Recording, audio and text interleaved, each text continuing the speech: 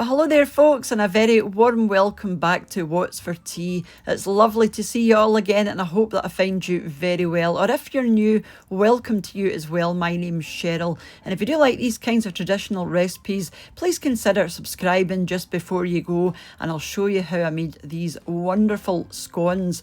This was a recipe that I found online. This isn't my recipe, but they're a wee bit different to the way I normally make scones, and I will be using this recipe going forward because they just turned out so good. They were so fluffy and light inside with that lovely crust around the outside, and honestly this house smelled like a bakery after I'd made these, so yeah, highly recommend. As usual, all of the ingredients will be on the screen as I use them and in the description box underneath the video. So grab yourself a large bowl, and then you'll want a sieve as well. This is going to help to lighten up your scones. So I'm going to pop in my flour. This is plain flour or all-purpose flour, depending on where you are. So just run that through the sieve.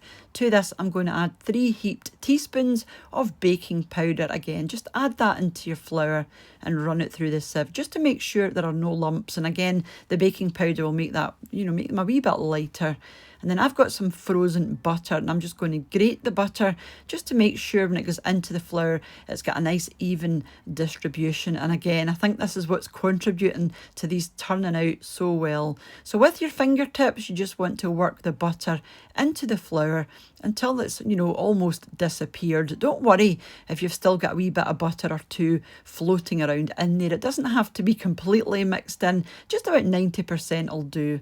And then to this, we're going to add a pinch of salt, about 1/4 teaspoon, and then some white sugar as well. I'm adding caster sugar, but any old white sugar will do. Just work that through with your fingers until it's evenly mixed in.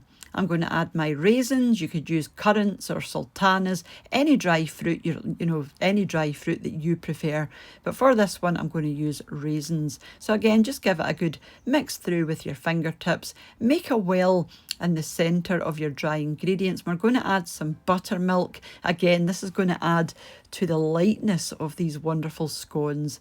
Add a couple of eggs. You can crack these into a bowl first, if you're a bit worried about eggshell, and then add them in. Give them a good whisk with a fork. Make sure it's nicely combined. Then just throw that into the middle of your dry ingredients. I'm going to start off with a spatula first, or a spoon, just to sort of bring it all together. I'm going to mix this in the bowl with the spatula until I can't really mix anymore and it gets really stiff, just to make sure all of the dry ingredients are off the bottom of the bowl and there's nothing lurking in the bottom. So just bring this together as much as you can with the spoon. We're trying to limit contact with our hands. So like I said, once it's looking like this, you can move on. Now you are going to have to get in with your hands because we're going to give this a good bit of a knead. But again, don't overwork this because that's going to give you lovely tender scones. You don't want these tough. So when it's looking something like this and you can get it out the bowl in one piece and there's nothing dry remaining in the bottom of your bowl, then you can move on. Lightly flour your surface again, just with the same plain or all-purpose flour. Get your dough into the centre. Another wee bit of flour on the top because this will be quite sticky and you don't want it sticking to your hands. Give this a gentle knead for about half a minute just to bring it into a nice ball like this that you can easily flatten down with your hands and it's no longer sticking to your hands. So just give it a wee press down, but not too much because we do want this quite thick. You want to roll this till about 3 centimetres. This is the cutter that I'm using. I would normally use the fluted end, but for a change I'm going to use the flat edge just to see what the difference is. So give that a roll down, like I said, to about 3 centimetres, and it is quite thick, and this is going to give you a lovely, tall, chunky scones. These are not for the faint-hearted. You will end up with beautiful big scones.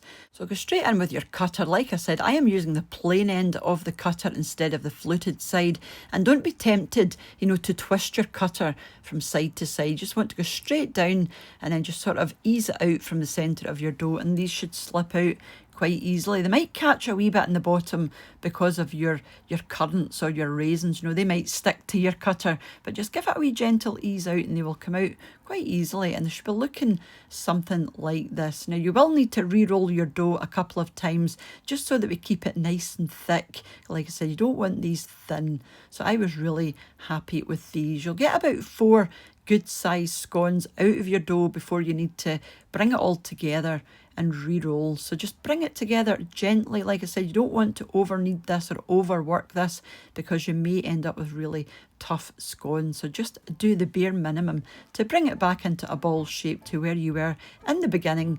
Another wee press down with some more flour if you need it, if it's a wee bit sticky on the top, and then just go over with your rolling pin again, bringing it again to 3 centimeters and straight in with your cutter. This time I'm only going to get 2, and then just keep going until you've got no dough left. And then finally, I'm going to beat 1 egg yolk, so no white, just the yolk, and then a pinch of sugar as well. Give that a wee mix just to break up the yolk, and we're going to brush the top of the scones with the egg yolk and the sugar, just like this. And this is going to give them a nice brown top. Obviously the egg yolk is much more rich than using the egg yolk and the white combined, but you can do either or. Pop these into the middle of your oven for about 18 to 20 minutes. That's your temperatures there, depending on what oven you are using, and they'll come out looking something like this. And aren't they wonderful?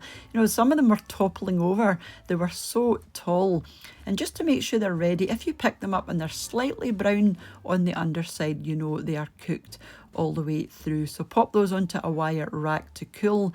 And the sign of a good scone is if you can easily pull them apart without having to cut them with a knife. Apparently that is a sign of a good scone. So you can see here just how easily these pull apart. You can see how wonderfully fluffy they are inside. And honestly, these are the best scones that I've ever made, and I have made lots of scones throughout the years. So yeah, these are just fabulous. So do give these a go. And we would typically wait till these cool and give a good scrape of butter, or even some, you know, whipped cream and strawberry jam, something like that. But they are seriously tasty, very naughty on the calories, but they are lovely. So thank you so much for watching, and a huge thank you as usual to the supporters of the channel over my Patreon page, and to the channel members here on YouTube as well, for you all for watching, leaving your lovely comments, and for those that share the videos as well. It's all very much appreciated. And those that have bought me a coffee using the Buy Me a Coffee link.